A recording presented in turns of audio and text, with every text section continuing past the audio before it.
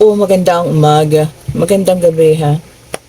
Kung nasan tayo panig tayo ng mundo. Okay po, sana ay nasa mabuti kayong kalagayan. Ayun. Natawa ako kasi parang nagbakil pa tayo. No? O, ayan po.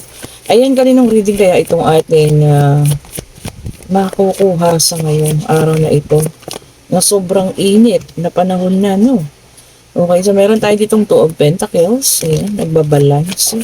Kailangan ng pagbabalance. And then, meron tayo ditong King of Swords. Check pa nga natin, ano? Salamat po sa mga nag-order, ha. Ayan. Hindi po na ituloy kanina yung, pa-delivery kasi may mga humabol. Okay po, and inayos ko muna. So, bukas po, ha. At sigurado na po bukas. Pasensya na po kayo, ha. Okay po, medyo madami yung humabol. Maraming salamat po, ha, sa mga nag-order ng ating, ang lapis lazuli, malapit na pong ma-sold out. Ayan, kaunti na lang, may mga nagpa-reserve pa. Hopefully makakuha ulit tayo, no? Kasi pagka ganyan na, medyo ang hirap kumuha sa kanila, eh. Kapag daing kumukuha, Ayan, so hopefully po, ha. Ang lapis lazuli, ang ganda kasi naman, Crystal of Wishes, sabi nga nila. Kumbaga lahat daw na hihingin mo. Oh. Siguro naman, basta mabuti, ibibigay at ibibigay daw po. Di po ba? Naman. Lalo na kung makakabuti sa'yo yan. Bakit naman po hindi, Okay, so meron na ditong Ace of Cups. This is a sign of a new beginning. Isa na lang po. Ibigay nila sa amin. Isa na lang po. Ayan. Ayun na. Ang kukumpleto sa ating 4 spread card reading. Okay, so meron tayong Two of Pentacles, ito King of Swords, ito the World. Ay hindi, Wheel of Fortune. Lagi ko silang baliktad po. Sorry naman. Ayan, and then meron din tayo doong Six of Swords. Ito ang ating the Star. May humiling. The Chariot. Ayan. Merong Ace of Cups, a new beginning. And then Page of Swords. Ayan. Pinaglaban naman. Pero talagang kumbaga nag-the end na rin. So dito meron tayo talaga nakitang umalis or talagang hindi na napigilan ang kanyang pag-alis. Kumbaga humingi pa nga rito yung isa hiniling niya pa na sana maayos pa, at gagawin niya ang lahat, maayos lang ito. Kumbaga pinuntahan niya pa ayan, kung LDR kayo, ayan, kung Pilipinas lang naman, pinuntahan niya pa yung isa para lang sana maayos. Kaya lang talagang nag-decide na yun na lumayas na, Okay, so nagkahiwalay na nga po itong dalawang ito.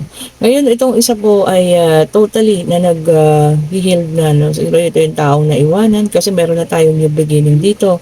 Ayan, patuloy na lumalaban sa buhay. Kaya lang ang nakikita ko dito, meron ditong isang tao na talagang ang ating King of Swords na nakakaramdam na ng pagsisisi. Okay, pagsisisi na parang naramdaman niya na nagkamali siya sa kanyang nagawang desisyon, pero hindi ito kukontak sa inyo dahil sa sobrang hiya niya sa kanyang ginawa. Okay po, pero ikaw kasi wala na kumbaga dead man na sa'yo magbalik ka man or kasi hiningi mo na sa Diyos, natanggalin na lahat yung pain, ayan, yung lahat ng sakit na nararamdaman mo, alisin na. So, ayun na binigay na sa'yo ng Panginoon. Ang problema lang dito, kahit magsisi itong tao nito, wala na, huli na. Kasi po, wala na talaga kumbaga, moving forward ka na. O, diba? So, ngayon, nagsisisi siya na para siyang nagising sa mga pagkakamaling kanyang ginawa. Which is, meron pa bang papupuntahan yun? Kahit pa magdesisyon siyang ilaban ka pa by this time, parang ikaw na mismo yung talagang susuko at bibitaw niya sa mga pangyayaring ito. Not sure kung meron ng iba, pero wala akong nakikita. Kaya lang, ikaw ay, kumbaga, nag-enjoy ka ngayon Meron tayong Wheel of Fortune, ayan, umayos na ang kaperahan, ang buhay, nung umalis ang taong ito. ah, umaagos. Kung nakikita mo naman, punong-puno ang financial, ano. Kaya, kumbaga naisip mo hindi kita kailangan. Oo. Hindi ba, ang taray mo doon, hindi mo na siya kailangan para mabuhay ka at bumalik ka sa dati, no? And syempre, yung pain na naranasan natin, ano, hindi siya naaalis.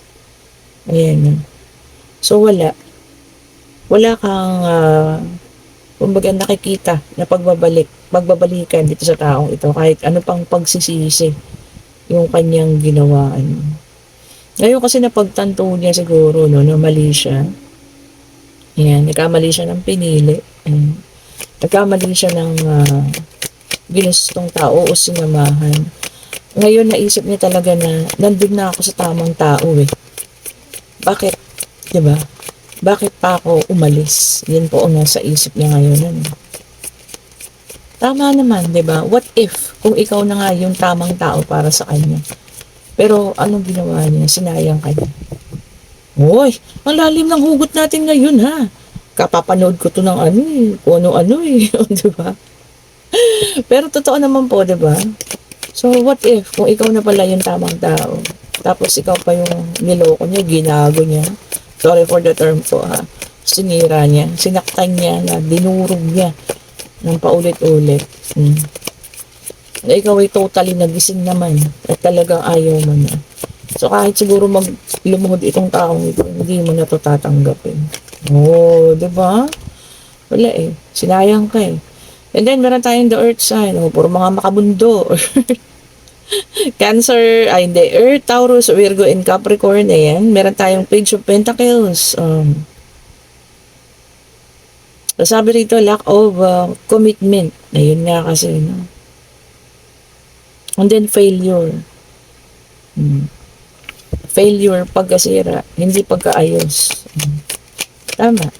Kahit anong gawin niyo naman kasi, no, kung ganyan naman yung klase ng tao, na talagang wala man lang ka-effort, talagang, alam niyo yun, may sobra yung pananakit na ginawa sa inyo. Kahit siguro yung kayo pa yung talagang, dapat sana nakatakda, merong, siguro ikaw na yun, no, aayaw at aayaw. Diba? Bibitaw at bibitaw. Kahit stay single na lang, wag lang maulit yung mga pain na naranasan mo. Diba? And then, meron tayong 8 of Cups, which is a water sign, o earth and water. So, sa water sign, Cancer, Scorpio, and Pisces, ayan. Abandonment. Okay. And withdrawal. Withdrawal talagang pag-alis. Walking away. Oh. Diba? Siguro kahit anong paawa niya ngayon, wala. Dead na kami. Kasi wala na Inubos ka na no? Kumbaga talagang alam niyo yun, dumating kayo sa punto na talagang hindi na, tama na, tapos na, okay. And then the Magician, which is an air sign, action, it's your self-confidence. Yun ang nagpabago sa'yo, self-confidence, di ba? Na kahit na ang mga pinaggagawa niya sa'yo, taas noo ka pa rin.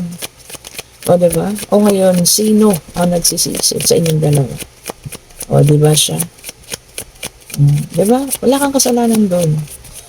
Nagmahal ka, nagbigay ka ng sarili mo, binigay mo, oras mo, lahat. Pero ikaw pa rin yung sinaktan, ikaw yung sinira, ikaw yung dinurog, ikaw yung inapak-apakan. Pero nakuha mong bumangon, nakuha mong magpakita ng katapangan. Tapos ngayon, may taong isang nagsisisi. Dead ma. Diba? And then, meron tayong King of Wands, which is a fire sign. Wow, surprisingly, tagi-tagisa po sa unang latag. Okay, merong earth, water, fire, and then air. That's good Naka-reverse lang ito, no? King of Wands, impulsive decision. Tama. Ngayon, lumalabas na nabigla siya sa kanyang pagdedesisyon. Diba? Kaya pa bang ibalik yun? Wala na. Okay ka na Naku. Kung kayo po ay yung taong nakabubuon na, tapos papaloko kayo ulit, bahala po kayo.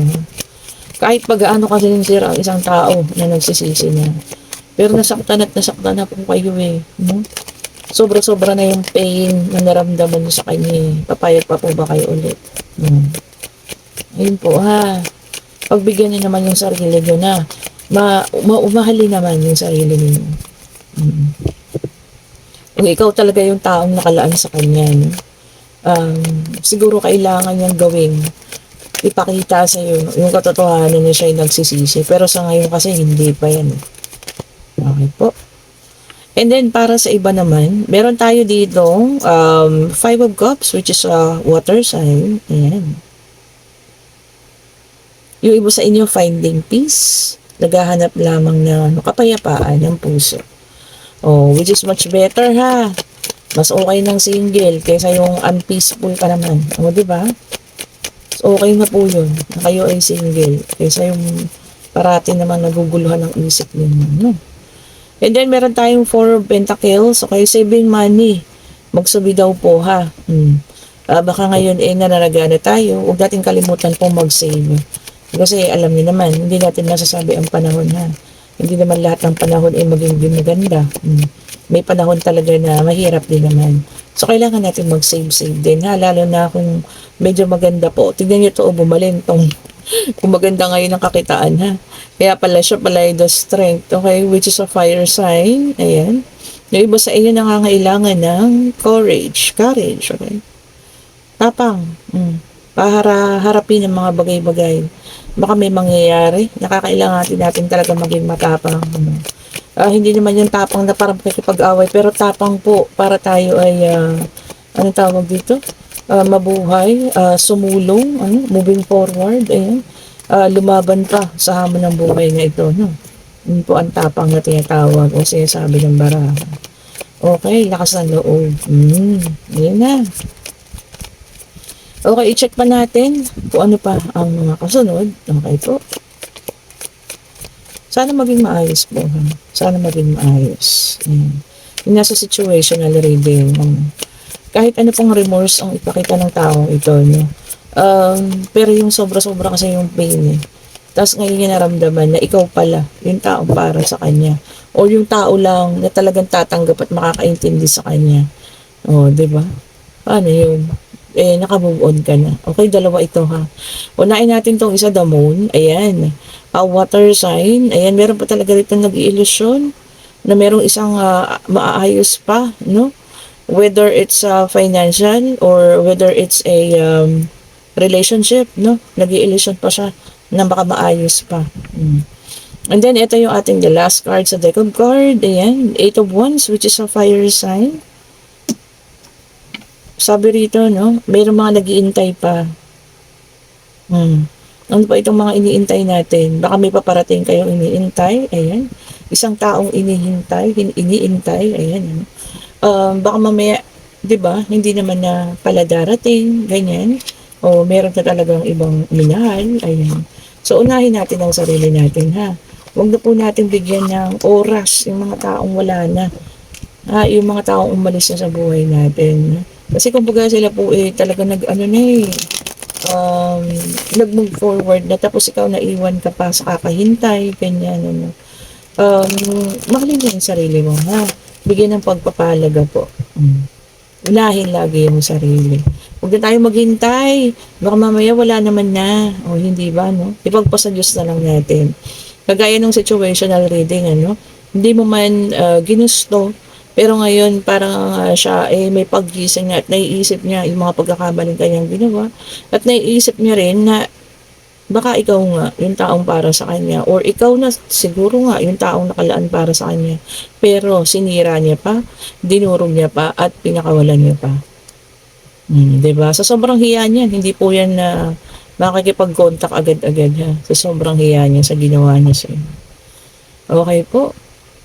May mga bagay kasi na talagang nabibigla tayo sa mga pagdedesisyon na sa bandang huli tayo ay nagkakaroon ng tawag dito, frustration or pagsisisi sa mga bagay na ating ginawa. Hopefully di iba-iba kayo maaring iba sa iyo magpapatawad, yung iba naman talagang wala na. Kung sobrang mahal, baka maaari, bigyan pa ng isang chance. Pero yung mga talagang naka-move forward na at talagang successful na, talagang okay na ngayon. Not sure kung iyan ay inyo pa nga tatanggapin pa. Siguro yun din ang isang dahilan ano, kaya yung iba nagiging single na lang. Kasi mas gusto na lang maging single na lang. Dahil nga siguro, dahil sa ginawa ng partner nila na gano'n, tapos kung kailan na okay na sila, saka magbabalik at sasabihin, ikaw pala yung taong nakaraan sa akin. Ay, naku, ayaw na nila. So, ito na ating yes and no card. Ano. Pwede na kayo magtanong. Ayun, pag-ibig, financial, pangyayari, kung ano man ha. Pwede na po ninyo itanong. Pwede rin po ito ay sa mga kabataan dyan, crush, o diba? Yan ang mga gusto kong naririnig eh. Nakakatuwa, hindi ba? Crush po ba ako ni ano? Oh, diba? Ito na siya. At yan nag-flip, and yes po ang sagot. Ayan, ang ganda ha. So, ano man yung itinanong ninyo? Ayan, yes po ang sagot. And then, meron din tayo ditong ano, yung result, sabi nga yung profit or reward. O yan ha, yung iba sa iyo makakuha ng rewards. Meron ding profit o bunga ng pinaghirapan ninyo. Ayan, makukuha na ninyo. Baka merong iniintay tayong ano, incentive, ganyan, bonus, ano. Ayan, so, ayan po ha, i-enjoy ninyo yan, pinaghirapan ninyo yan, ayan po, akong iba naman gusto itabi, so, depende po sa inyo. Okay po, and kung nagugustuhan yung ating reading, pa-like, pa-share, pa-subscribe, and hit the notification bell para lagi kayong updated sa mga bagong videos na nire-release natin, and sa lahat mong gustong umorder ng ating mga pampaswerte o lucky charm. Ito po ang Black Rose Tourmaline, ayan, with piyaw. And then, meron din tayo ditong, ito, ang Lapis Lazuli, ayan, ang ganda rin, ano. And then, meron tayong Tiger Eye, at meron pong Carnelian. And, of course, ito ang ating Rose Quartz. Ito ang Jade, ito po ang Jade ha, original Jade. And ito naman po ang ating Citrine Mantra. Ito naman po ang ating original Citrine with piyaw. And of course, itong dalawa na to ang Rainbow Jade. Ito po ang combination of Tiger Eye and Black Tourmaline. Ayan, parehas yan. And then ito po ang ating Black Tourmaline. May mantra na and may evil eye. At ito pong dalawa ay amethyst. Okay po. Sa lahat po ng gusto mag-order, i-click nyo yung link dyan. Okay po. Sa ating comment section. Kung gusto nyo rin magpabook ng private reading for Friday, ayan, mag-message na kayo sa akin ha. Ngayon pa lang, dahil alam niyo naman po, pag Biyernes, sobrang jam-pack yung mga nagpapareading, ano. So, ayan po. Para mabigyan ko kayo ng slot. Kung talagang gusto nyo po ha. This is a private reading po. And, kung nagugustuhan yung ating reading, ulitin ko pa like, pa share, pa subscribe, hit the notification bell para lagi kayong updated sa mga bagong videos na nire-release.